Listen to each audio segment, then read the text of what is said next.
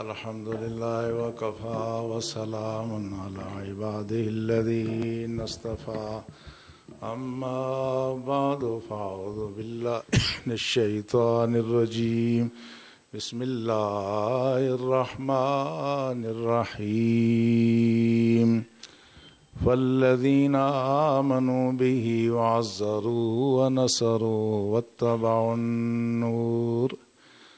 واتبعوا النور الذي أنزل معه أولئك هم المفلحون آمنت بالله صدق الله مولانا العظيم قال الله تبارك وتعالى في شأن حبيبه الكريم إن الله وملائكته يصلون على النبي يا أيها الذين آمنوا صلوا عليه وسلموا تسليما اللهم صل على سيدنا ونبينا ومولانا محمد وعلى آله وأصحابه أجمعين.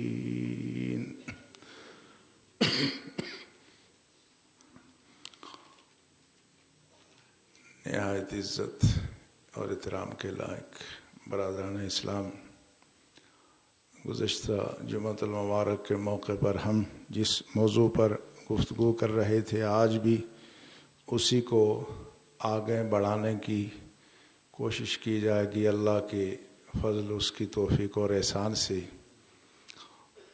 بنیادی نقطہ پیش نظر یہ تھا کہ رسول اللہ صلی اللہ علیہ وسلم کی ذات گرامی کی اطاعت اور اتباع ہی ضروری ہے یا اس کے علاوہ رسول اللہ صلی اللہ علیہ وسلم کی محبت، ان کا ادب، ان کا احترام، ان کی نصرت اور ان کا چرچا بھی ضروری ہے؟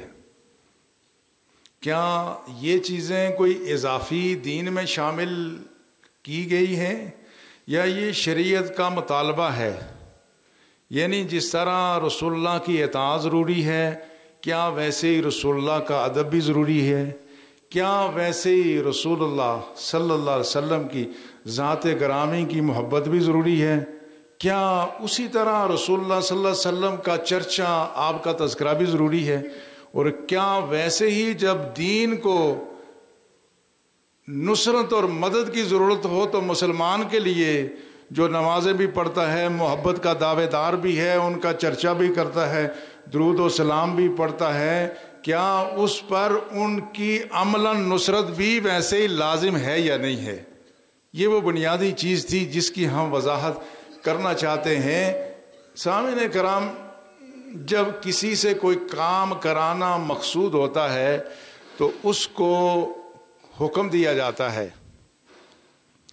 یہ حکم دو طرح سے ہوتا ہے، ایک کہتے ہیں امر ترغیبی ہے، ایک امر تسریعی ہوتا ہے۔ امر ترغیبی کیا ہے کہ کوئی ذات جب کسی سے کوئی کام لینا چاہے تو اس کام کی اہمیت اور فضیلت بیان کر دے، تو جو عقل و شعور رکھنے والے ہیں وہ خود سمجھ جاتے ہیں کہ یہ کام کرانا مطلوب ہے، ہمیں یہ کر دینا چاہیے۔ یا کوئی ذات اگر خود کوئی کام کر لے، کوئی گھر کا سربراہ کرے، تو وہ ایک طرح سے دوسروں کو فہمائش ہوتی ہے کہ دوسرے بھی یہ کام کرنے لگے۔ یہ سنت الہیہ بھی ہے اور سنت الناس بھی ہے۔ عام طور پر پرانے دور میں ہمارے جو بزرگ ہوا کرتے تھے وہ کیا کرتے تھے، اگر کہیں کوئی کام کرانا ہو گھر میں تو وہ ذکر کر دیتے تھے کہ اے فلاں کم بھی کیتے جوگا۔ تو گھر کی جو سیانی لڑکیاں، عورتیں، مرد ہوتے تھے نا، وہ پھر مزید آخانے نہ سے انہیں خود بخود کام کرنے شروع ہوئے نہیں، یا جدوں دیکھنے سے کہ نہیں کوئی اللہ، بڑے بزرگ خود کوئی کام کرنے شروع کر دے رہے سے، جدو پیو کام کر رہے ہیں تو پتر جڑا اس کی عقل ہے تو وہ خود بخود لگی، انہوں نے سب ابا تس کیوں کر رہے ہیں، کم میں کر یا شامل ہو جاتا تھا۔ اب صورتحال ذرا تبدیل ہو گئی ہے. اب اگر ماں باپ کام کرتے بھی رہیں تو اولاد کہتی ہے کہ اے ساڑے والد صاحب تھا ہم انہیں کی آرام ہے نہیں ہمیشہ لگنے ہونے تو انہیں کی لگنے ہونے دیا. تو اب اس سے کیا معلوم ہوتا ہے کہ جہاں کام کرانا مقصود ہو، اس کی ترغیب دینی مقصود ہو، اس کی اہمیت بیان کی جاتی ہے، یا کوئی عظیم ذات وہ کام کرنا شروع کر دیتی ہے، باقی لوگوں کو پوچھنے کی ضرورت محسوس نہیں ہوتی. لیکن جہاں پتہ ہو کہ یہاں موٹے مغز کے لوگ بھی ہیں، ایسے بھی ہیں جن کو یہ بات سمجھ نہیں آتی، وہاں امر تشریع ہوتا ہے، کہا جاتا ہے کہ تم یہ کام کرو، تم یہ کرو، تم یہ کرو. یہی عام دستور بھی ہے، یہی اللہ کی سنت بھی ہے. اللہ جل شانہ جب کسی سے کوئی کام لینا چاہتا ہے تو بعض دفعہ امر ترغیبی دیتا ہے، بعض دفعہ امر تشریع ہوتا ہے. امر ترغیبی یہ ہے کہ وہ ایسا ماحول بنایا جاتا ہے، یہ چیزیں باور کرائی جاتی ہیں کہ لوگوں دیکھو یہ فلاں فلاں سے ہم یہ کام کرا رہے ہیں، تمہیں بھی یہ کام کر دینا چاہیے. اس لیے اس وقت تک جو ہماری گفتگو ہوئی ہے اس میں اگر امر ترغیبی آپ دیکھیں تو پھر خود بخود یہ بات واضح ہو جاتی ہے کہ ان کی محبت، ان کا ادب، ان کا احترام، ان کی اطاعت کس قدر ضروری ہے. میں صرف اشارہ کر کے آگے بڑھوں گا. اس وقت تک جو پچھلے چند خطبات میں ہم نے واقعات بیان کیے ان کو ذرا ذہن میں لائیں تو پھر خود بخود یہ امر واضح ہو جاتا ہے کہ ان کا ادب، احترام، ان کی اطاعت کس قدر ضروری ہے. اگر غیر ذی شعور مخلوق، اونٹ، ہرنیاں رسول اللہ صلی اللہ علیہ وسلم کے سامنے حاضر ہوں تو احتراماً سجدہ ریز ہوں، تو پھر اہل ایمان کے لیے یہ کوئی بات سمجھانے کے لیے پھر مزید کسی بات کی ضرورت ہے کہ جو سجدے کے مکلف نہیں ہیں اگر وہ میرے رسول صلی اللہ علیہ وسلم کے سامنے آ کر کے سجدہ ریز ہو جاتے ہیں تو تم اگر سجدے کی تمہیں اجازت نہیں ہے لیکن تمہیں احترام کے لیے اور پھر کس دلیل کی ضرورت ہے. اگر اللہ کے رسول ہاتھ اٹھائیں تو ہاتھ اٹھاتے بدلیاں برسنا شروع ہو جائیں. اللہ کے رسول کسی شخص کو ایک چھڑی دے دیں اور کہیں کہ یہ لے جاؤ راستے میں، یہ اس میں سے روشنی نکلے گی، روشنی ہو جائے گی، تو یہ مخلوق کو باور کرانے کے لیے کافی ہے کہ اگر اللہ کا رسول ایک ایسی بات کہہ دے جو دستور اور اصول اور ضابطے سے ہٹ کر ہے.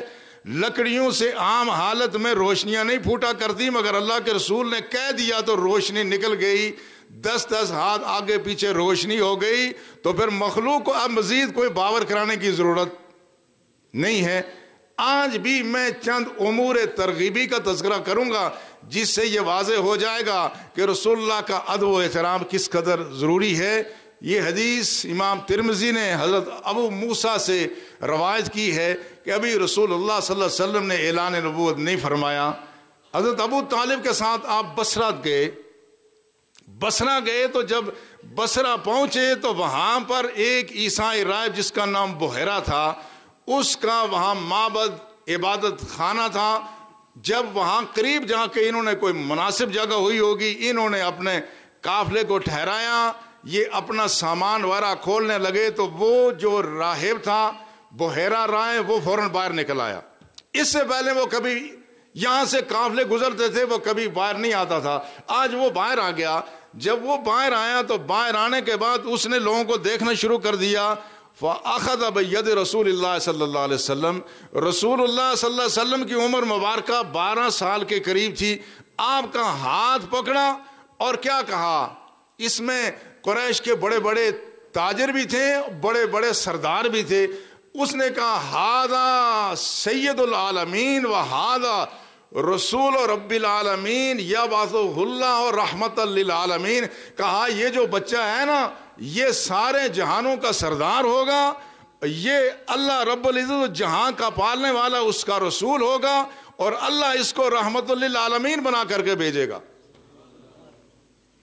اب جب یہ بات ہوئی اس کے بعد اس نے رسول اللہ صلی اللہ علیہ وسلم کی مہر نبوت کو دیکھا، تصدیق بھی کی، مگر وہ اس رسول صلی اللہ علیہ وسلم کے احترام میں اس نے قافلے والوں سے کہا کہ میں تمہاری دعوت کروں گا. ان کو وہیں چھوڑا، وہ چلا گیا، جا کے کھانا تیار کیا، جب کھانا لے کے آیا تو دیکھا کہ وہ جس کی خاطر کھانا لایا تھا وہ تو نہیں ہے. پھر اس نے پوچھا وہ بچہ کدھر ہے؟ بتایا گیا کہ وہ اونٹوں کے ساتھ ہے. تو کہا, اس نے کہا ارسلوا الیہ, کہا اس کی طرف کسی کو بھیجو وہ آ جائیں. جب رسول اللہ صلی اللہ علیہ وسلم آئے فعلیہ غمامۃ تظلہ, تو رسول اللہ پر ایک سایہ ابر کا تھا جو سائے کی طرح آپ پر چل رہا تھا. وہ سایہ جب آیا اور رسول اللہ صلی اللہ علیہ وسلم کو لے کر جب رسول اللہ صلی اللہ علیہ وسلم اس مجمع میں پہنچے جس نے ابھی کھانا کھانا تھا, تو ایک بڑا درخت تھا, درخت کے نیچے لوگ جمع ہو گئے تھے. جو پہلے آ گئے تھے انہوں نے سارا سایہ گھیر لیا. پہلے آئے سائے میں سارے بیٹھ گئے, اب سایہ ہے نہیں. فجلس رسول اللہ صلی اللہ علیہ وسلم, تو رسول اللہ صلی اللہ علیہ وسلم دھوپ میں بیٹھ گئے. وہ جو ابر کا سایہ تھا وہ غائب ہو گیا. رسول اللہ دھوپ میں ہیں, قریش کے سردار سائے میں بیٹھے ہوئے ہیں. تو پھر کیا ہوا؟ فمالا ظل الشجرۃ علیہ, تو وہ درخت جھکا, جو سائے میں تھے وہ دھوپ میں چلے گئے, اللہ کے رسول سائے میں آ گئے. تو رائب نے کیا کہا؟ انظروا, دیکھو کہ کیفا مالا ظل الشجرۃ علیہ, تم دیکھ نہیں رہے ہو کہ یہ درخت کا سایہ کیسے اس ذات گرامی پر جھک گیا ہے. تو جب یہ سایہ ادھر جھکا, اس کے بعد پھر یہیں سے رسول اللہ صلی اللہ علیہ وسلم کو اس نے مشورہ دیا ابو طالب کو کہ ان کو واپس لے جاؤ. اب اس واقعے سے بتانا کیا مقصود ہے؟ بتانا یہ مقصود ہے کہ وہ ذات گرامی جو چلے تو اس پر ابر سایہ کرے, وہ دھوپ میں بیٹھے تو درخت اس کی طرح جھک کے سایہ کریں. جس کا ادب درخت بھی کریں, اہل ایمان تمہیں اس کے بعد پھر اور کس دلیل کی ضرورت ہے؟ تم پھر کیا دلیلیں مانگتے ہو؟ کیا یہ ابر اپنی مرضی سے آیا کہ کوئی انسانوں کی طرح سے ہے کہ اس کو کوئی لالچ تھی, اس کو کوئی امید تھی تو یہ چلا تھا؟ کیا یہ درخت اپنی مرضی سے حرکت کر سکتا ہے؟ تو عقل مندو ذرا اس پر سوچو. نہ وہ ابر اپنی مرضی سے سایہ فگن ہوا, نہ یہ درخت اپنی مرضی سے ہل سکتا ہے. اس کے پیچھے رب کا حکم مشیت کار فرما تھی. وہ جن کے احترام میں درخت جھک جائیں, تم ان کے سامنے جھکنے میں پھر اور کون سی دلیل مانگتے ہو؟ یہ ہے امر ترغیبی کہ وہ چیزیں جو ان چیزوں کی پابند نہیں ہیں, وہ جب ان کا چرچا کریں, ان کا ذکر کریں, ان کا احترام کریں, تو اہل ایمان تم بھی ان کا احترام کرو. دوسری روایت جو سنن دارمی نے بھی نقل کی ہے, امام ترمذی نے بھی نقل کی ہے, اس کو روایت حضرت علی رضی اللہ تعالی عنہ کرتے ہیں. آپ کہتے ہیں کنت مع رسول اللہ صلی اللہ علیہ وسلم بمکہ فخرجنا ببعض نواحیہ, کہتے ہیں میں رسول اللہ صلی اللہ علیہ وسلم کے ساتھ تھا مکہ المکرمہ میں, تو رسول اللہ صلی اللہ علیہ وسلم مکہ کے اطراف میں باہر نکل گئے. فَمَسْتَقْبَلَ جَبَلٌ وَلَا حَجَرٌ إِلَّا يَقُولُ السلام علیکہ یا رسول اللہ صلی اللہ علیہ وسلم. حضرت علی کہتے ہیں کہ میں رسول اللہ کے ساتھ تھا, تو رسول اللہ صلی اللہ علیہ وسلم جب باہر نکلے مکہ کے ایک اطراف میں گئے, تو رسول اللہ جس درخت کے پاس سے اور جس پہاڑ کے پاس سے گزرتے تھے, وہ درخت کیا کہتا تھا؟ السلام علیکہ یا رسول اللہ صلی اللہ علیہ وسلم. تو دیکھو یہ درخت اور پہاڑ اپنی مرضی سے نہیں بول سکتے, ان میں یہ صلاحیت نہیں ہے. یہ درخت اور پہاڑ بھی اس رسول کو اگر درود و سلام پیش کر دیں تو اہل ایمان تمہیں اس کے بعد پھر اور کون سی دلیل چاہیے؟ یہ وہ دلائل ترغیبی ہیں کہ جس میں رسول اللہ صلی اللہ علیہ وسلم کی شناخت, حیوانات, نباتات, شجر و حجر کرتے ہیں. اللہ کے رسول جہاں تشریف لائے, اللہ کے رسول جیسے حکم فرمائے, وہاں درخت آپ کو اگر سلام کریں, درخت آپ کا ذکر کریں, تو اہل ایمان کو پھر کسی اور دلیل کی ضرورت نہیں ہے. یہ اگلی حدیث جو حضرت یعلا بن مرہ ثقفی رضی اللہ تعالی عنہ نے روایت کی ہے, یہ کہتے ہیں کہ میں رسول اللہ صلی اللہ علیہ وسلم کے ساتھ ایک سفر میں تھا. فنام رسول اللہ صلی اللہ علیہ وسلم, رسول اللہ صلی اللہ علیہ وسلم نے ایک مقام پر آرام فرمایا. وجاءت شجرۃ تشق الارض, ثم رجع وغشیت ثم رجع، کہا میں نے عجیب منظر دیکھا، رسول اللہ آرام فرما رہے تھے تو ایک طرف ایک درخت تھا، میں نے دیکھا کہ وہ درخت اپنی جڑوں سے اکھڑ کر کے باہر آیا، وہاں سے گھسٹتا ہوا رسول اللہ کے پاس آیا، وغشیت آپ کے سامنے جھک گیا، ثم رجع تو پھر واپس چلا گیا، ابھی رسول اللہ آرام فرما رہے ہیں، ثم استيقظ رسول اللہ صلی اللہ علیہ وسلم فاخبرته، جب رسول اللہ بیدار ہوئے تو میں نے عرض کیا یا رسول اللہ ایک عجیب منظر دیکھا ہے، یہ جو سامنے درخت ہے آپ آرام فرما رہے تو یہ آیا ادھر آ کے جھکا پھر یہاں سے واپس چلا گیا۔ اب ذرا اندازہ فرماؤ، نبی اور غیر نبی کی بصیرت میں، نبی اور غیر نبی کے علم میں، جس نے اپنی آنکھ سے دیکھا، جو جاگ رہا تھا اس کو پتہ نہیں چلا، مگر جو سو رہے تھے اب ان کے دل پر اللہ کیسے حقائق کو منکشف فرماتا ہے۔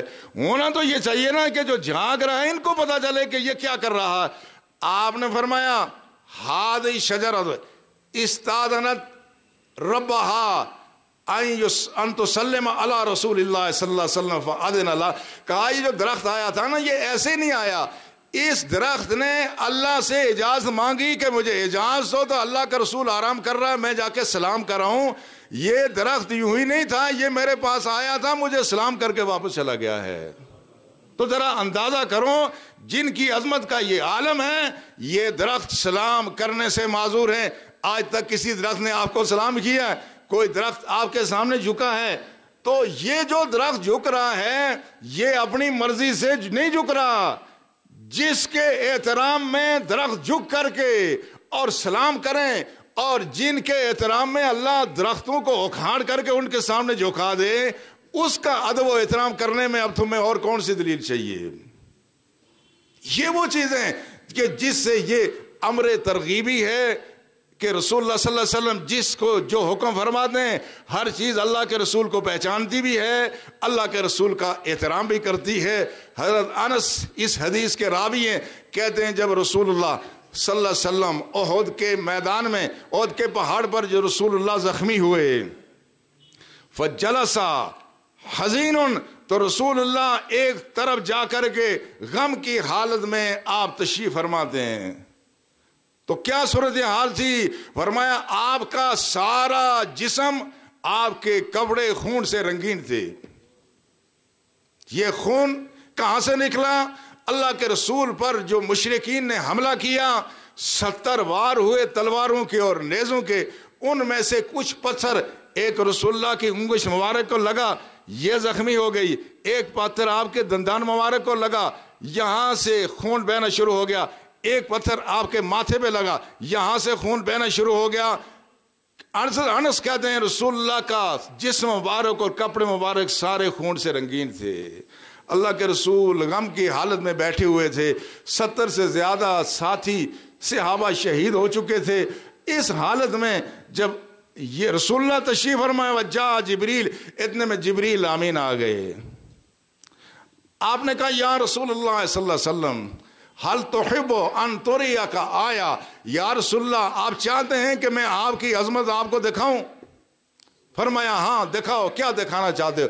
فرمایا وہ جو درخت ہے فدوہا، اس کو آپ بلائیں، فدعا لہا فجاء فقامت بین یدیہ، اللہ کے رسول نے کہا اس درخت کا آ جا، وہ درخت وہاں سے اکھڑا اللہ کے رسول کے سامنے آ کے کھڑا ہو گیا۔ پھر جبریل نے کہا اب اگر آپ چاہیں تو اس کو حکم دئیے واپس چلا جائے گا، فامرہا ثم رجع، تو رسول اللہ نے کہا چلے جاؤ، وہ واپس چلا گیا۔ پھر آپ نے فرمایا حسبی حسبی، میرے لیے اتنا ہی کافی ہے کہ میرا رب میرا اتنا احترام کرتا ہے کہ اگر میں بلاؤں تو جن میں سننے کی سکت نہیں ہے، جن میں بولنے کی سکت نہیں ہے، وہ سارے اگر ان کو بلایا جائے تو یہ حاضر ہو جائیں، تو پھر اس کے بعد کسی دلیل کی کیا ضرورت باقی رہ جاتی ہے؟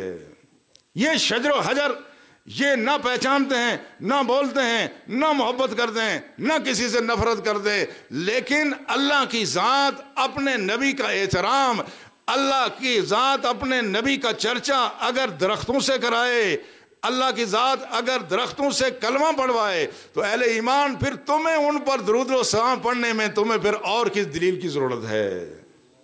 حضرت ابن عمر اس حدیث کو روایت کرتے ہیں کہتے رسول اللہ صلی اللہ علیہ وسلم کے ساتھ ہم چل رہے تھے، ایک اعرابی آ گیا تو رسول اللہ نے اس کو بلا کے کہا تشہد ان اللہ وحدہ لا شریک لہ وانا رسول اللہ وعبدہ، کیا تم گواہی دیتے ہو کہ اللہ وحدہ لا شریک ہے اور میں اللہ کا نبی اور اللہ کا رسول ہوں؟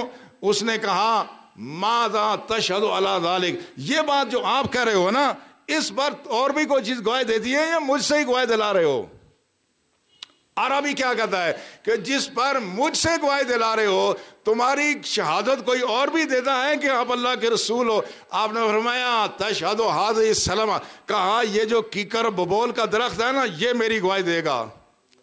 فدعاہا وہو کان فی شاط الوادی، کہا کہ وہ رسول اللہ نے، وہ درخت بھی کہیں دور تھا، قریب نہیں تھا، وہ وادی کے کنارے پر تھے، اللہ کے رسول نے اس کو بلایا، وہ درخت اپنی جڑوں سمیت اکھڑا ہوا، سرکار کی خدمت میں حاضر ہوا۔ فاستشہدھا ثلاثا فشہد ثلاثا، رسول اللہ نے فرمایا 3 مرتبہ کلمہ پڑھو۔ اس نے کلمہ پڑھا اشہد ان لا الہ الا اللہ واشہد ان محمدا عبدہ ورسولہ، 3 دفعہ سرکار نے اس سے کلمہ پڑھایا۔ ثم رجعت الی منبتھا، پھر وہیں چلا گیا جہاں وہ اس کا مرکز تھا، وہیں چلا گیا۔ تو اہل ایمان بتانا یہ مقصود ہے، جو نبی اشارہ کرے اس کے اشارے پر درخت جڑوں سے اکھڑ کر حاضر ہوں، تو کیا یہ درخت خود اکھڑ رہے ہیں یا ان کو کوئی اکھاڑ رہا ہے؟ تو جب رب اپنے نبی کا اتنا احترام کرے اس کے بعد پھر کس دلیل کی ضرورت باقی رہ جاتی ہے؟ پھر کسی دلیل کی، یہ امر تصریحی نہ بھی ہو تو امر ترغیبی سے پتہ چلتا ہے کہ اللہ کے رسول جو بات ارشاد فرمائے ان کو پہچانتے شجر و حجر بھی ہیں، ان کو ساری مخلوق پہچانتی ہے، ان کو وہ پہچانتے ہیں جو کسی کو نہیں پہچانتے، ان کو پہچاننا تو دور کی بات ہے، ان کے غلاموں کو پہچانتے ہیں، ان کا ادب تو دور کی بات ہے، ان کے غلاموں کا ادب شجر و حجر کرتے ہیں، جنگل کے درندے کرتے ہیں۔ شرح و سنہ میں یہ حدیث موجود ہے اور اس کو صاحب مشکات نے کرامات میں ذکر کیا ہے۔ یہ کہتے ہیں رسول اللہ کے ایک غلام تھے جن کا نام تھا سفینہ۔ یہ کون تھے؟ یہ حضرت ام سلمہ جو رسول اللہ کی زوجہ تھیں، یہ ان کے غلام تھے، اور سفینہ ان کا نام رسول اللہ نے رکھا۔ یہ جب حضرت ام سلمہ نے ان کو آزاد کیا تو ان کو کہا کہ میں اس شرط پر آزاد کرتی ہوں کہ تم نے ساری عمر رسول اللہ کی خدمت کرنی ہے۔ انہوں نے کہا اگر آپ یہ شرط آج نہ بھی کرتی نا تو میں نے رسول اللہ کو چھوڑ کے جانا کہا تھا۔ یہ اللہ کے رسول کے خادم ہیں، خادم خاص ہیں۔ یہ رومیوں کے ساتھ جنگ تھی، یہ اجنبی علاقہ تھا، یہ وہاں سے لشکر کے ساتھ بچھڑ گئے۔ روم کا علاقہ ہے، حضرت سفینہ لشکر سے بچھڑ گئے۔ جب وہ بچھڑ گئے، یہ جنگل میں تھے تو جنگل میں سے ایک شیر ظاہر ہو گیا۔ شیر جب آپ کے پاس آیا، آپ نے کہا انا مولا رسول اللہ صلی اللہ علیہ وسلم وکان لی کہتا و کہتا، کیا کہا میں اللہ کے رسول کا غلام ہوں، میں نے ساری عمر اللہ کے رسول کی خدمت کی ہے، میرے ساتھ یہ حادثہ رونما ہو گیا ہے، میں قافلے سے بچھڑ گیا ہوں۔ پھر کیا ہوا؟ پھر اقبل الاسد بے بسبسا، تو وہ آیا فقام الی جنبہ، تو وہ شیر پہلے آیا کہ اللہ کے رسول کا خادم ہے جس نے ساری عمر اللہ کے رسول کی خدمت کی، میں ایسے اس کے قریب نہ جاؤں کہ یہ خوف زدہ ہو جائے۔ میں بتانا چاہتا ہوں کہ ان کا ادب تو اپنی جگہ ہے، ان کے غلاموں کا ادب جنگل کے درندے بھی کرتے ہیں۔ یہ آیا، دم ہلائی فاقبلا وقام بجنبہ، تو ساتھ کھڑا ہو گیا۔ جب ساتھ کھڑا ہو گیا، حضرت سفینہ سمجھ گئے کہ اب یہ میری حفاظت کے لیے آیا ہے۔ پھر یہ چل رہے، یہ چلتے تھے، شیر ان کے ساتھ چلتا تھا۔ فلما سمع صوتا اہوا الیہ، تو جہاں کوئی آواز آتی یہ ادھر لپکتا کہ کوئی اللہ کے رسول کے غلام کو نقصان نہ پہنچائے۔ ثم اقبل ویمشی بجنبہ، پھر ان کے پاس آ جاتا، پھر مٹک مٹک کے ان کے ساتھ چلتا، ان کے ساتھ چلتا تھا۔ ولما بلغ الجیش رجع الاسد، جب یہ اپنے اس لشکر کے پاس پہنچے تو شیر واپس ہو گیا۔ تو اب اندازہ کرو، جن کے غلاموں کا یہ مقام ہے، جنگل کے درندے جن کا کام چیرنا پھاڑنا انسان کو نقصان پہنچانا ہے، جب جنگل کے درندے اس نبی کا نہیں اس نبی کے غلام کا اتنا احترام کریں کہ ان کے محافظ بن جائے، تو اہل ایمان تمہیں پھر ان کے احترام کے لیے اور کس دلیل کی ضرورت ہے؟ جن کے نام کا سکہ خود نہیں، جن کا نام بتایا جائے، جن کا حوالہ دیا جائے، تو انسان نہیں جنگلی مخلوق بھی ان کا احترام کریں، پھر تمہیں ان کے احترام کے لیے کون سی دلیل چاہیے؟ اس واقعے کو طبری نے اپنی تاریخ میں جلد نمبر 5 میں اس واقعے کو نقل کیا ہے۔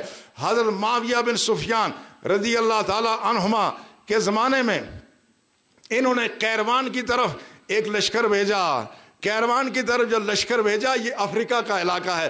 جب یہ لشکر وہاں پہنچا تو جنگل میں پڑاؤ ڈالا، جہاں دیکھتے ہیں وہیں جنگلی درندے ہیں، جہاں دیکھتے ہیں وہیں سانپ بچھو حشرات الارض ہیں، یہاں انسانوں کا قیام اب ممکن نہیں ہے۔ لیکن کیروان میں اور جگہ بھی کوئی نہیں ہے، یہ جائیں تو کدھر جائیں؟ تو جو سپہ سالار تھے انہوں نے ایک پہاڑی پر چڑھ کے اعلان کیا کہ جنگل کے درندوں اور موذی جانوروں، میں تمہیں بتانا چاہتا ہوں ہم محمد صلی اللہ علیہ وسلم کے غلام ہیں، ہم یہاں آ گئے ہیں، تم یہ علاقہ خالی کر دو۔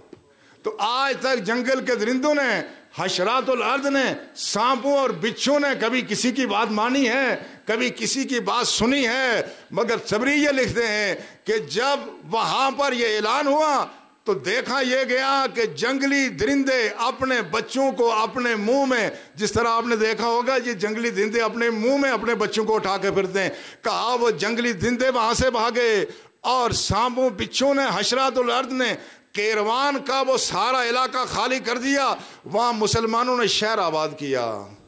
تو اہل ایمان جن کی کا حوالہ اتنا عظیم ہے کہ بعد میں آنے والا صحابی اور تابعی یہ کہہ دے کہ میں اس نبی کا غلام ہوں، تو درندوں تم یہ علاقہ خالی کر دو، تو درندے احترام میں وہ علاقہ خالی کر دیں، تو اہل ایمان ان کے احترام میں اب تم پھر اور کس چیز کی ضرورت ہے؟